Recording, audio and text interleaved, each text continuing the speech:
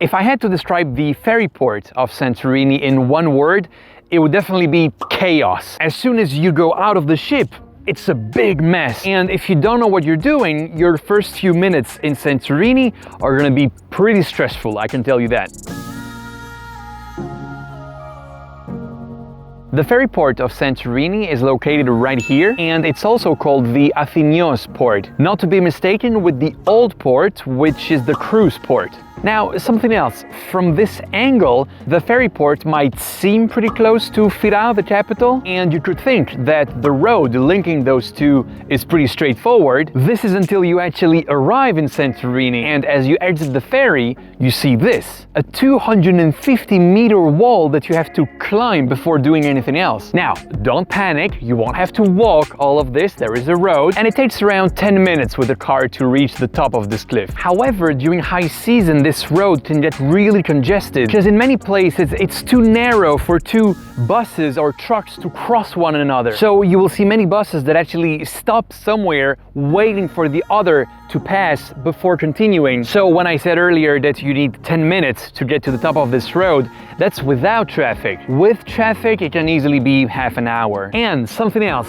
If you were one of these people who had in mind to walk from the port to your hotel, forget it. Even if you're very fit, there are no sidewalks on this road. And as I just told you, the traffic can get really crazy, so you don't want to be walking in that. So what are the options to get from the ferry port to your hotel? Well, there are 5, and I'm going to tell you all of them in a second. But before that, I want to make something very clear. You should know ahead of time what options you're going to choose. Because once you're at the port with all this chaos, with 10 different people trying to sell you their transportation, not only will you get stressed out by the whole situation, but on top of that, as you take one of these deals, you'll probably end up spending much more money than you should have. Alright, so your first option is to rent a car, or an ATV, or a moped. I'm actually working on a video with all the pros and cons of each type of vehicle in Santorini. If it's already online, I will link it here, otherwise you can just subscribe. If you are planning on renting a vehicle during your stay in Santorini, then I recommend you do it right there at the port as soon as you arrive on the island, because one taxi ride is nearly as much money as renting one car one whole day. Now, if I were you, I would book your car online before arriving on the island. I'm gonna link you down below 2 companies that I recommend. The nice thing about these 2 is that you can pick up the car wherever you want on the island, including at the ferry port, and a few days later drop it off wherever you want. It doesn't have to be the same spot, and that's a great flexibility to have. Now, when you exit the ship,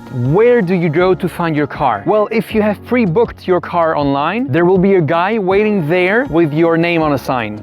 If you have not pre-booked, which, let me repeat, is not a wise idea, then you'll go to these offices there in the back and hope that they still have some available cars and that they have decent prices. Now, just to give you an idea on distances by car, from the port, without traffic, you'll need around 20 minutes to reach Fira, 40 for Ia, and 25 for either Kamari or Perissa.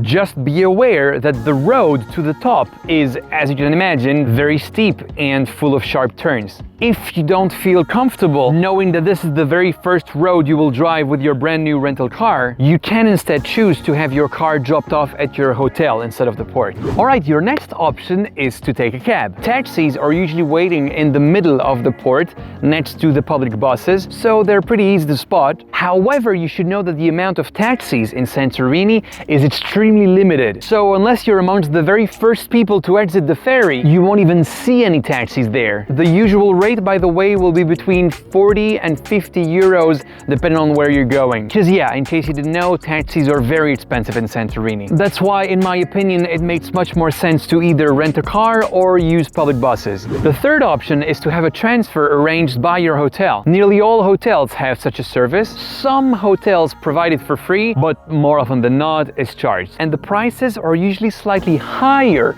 than taxis, so it's definitely not a cheap option. If you choose this option, your driver will be one of those people there waiting with a sign. Now, these hotel transfers are, in my opinion, much nicer than taxis, because 1, you don't have to wait for God knows how long for a taxi to show up, and 2, you will have agreed on a price with the hotel, so there won't be any bad surprises like you could potentially have with a taxi. Next, we have shared transfers. Now, these ones are pretty cool because they're 30–40% cheaper than taxis or hotel transfers. But there is something you should keep in mind. Depending on how many other people are joining your shared transfer, and depending on where they're all staying, you might lose 20–30 minutes doing some detours on the island. But then again, maybe you're the first one to be dropped off, in which case you're not losing any time at all. Something else to keep in mind is that for each additional passenger, the price is incremented. It's not a flat rate. So basically, if you're 3 people or less, it's cheaper to book a shared transfer. If you're 4 or more, then a taxi ride or a hotel transfer makes more sense. Now, if you want to book one of these shared transfers and you want to support this channel at the same time, you can use the link down below to book your transfer. It's an affiliate link, so it means I will get a small commission.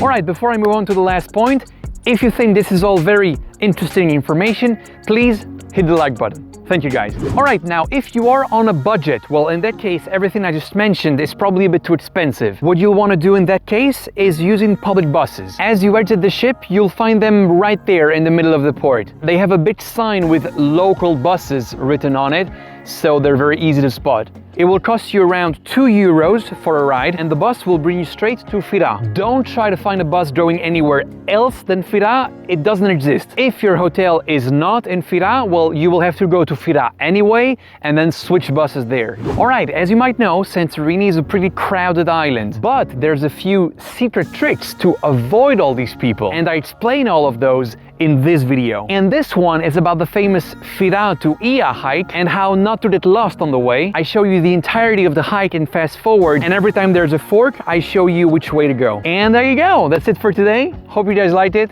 See you in the next one. Bye.